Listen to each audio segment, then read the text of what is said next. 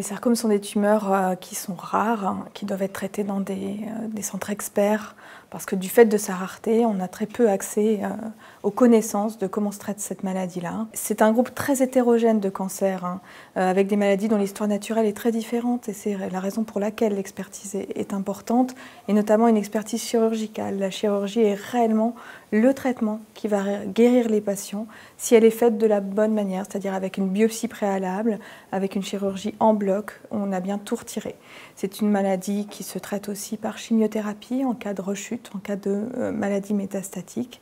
La chimiothérapie, c'est plutôt de l'adriamycine, une chimiothérapie classique, mais petit à petit, on implémente le panel thérapeutique avec d'autres types de thérapies, notamment les thérapies ciblées.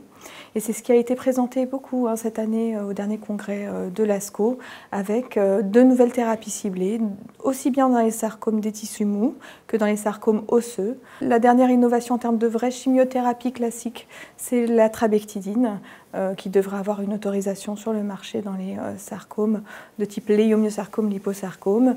Mais pour le reste, c'est vraiment l'avènement des thérapies ciblées.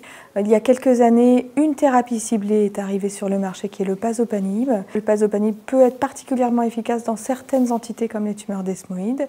Et on a vu apparaître d'autres nouvelles classes, d'autres nouvelles thérapies ciblées qui arrivent sur le marché, qui vont probablement être disponibles dans les années qui viennent.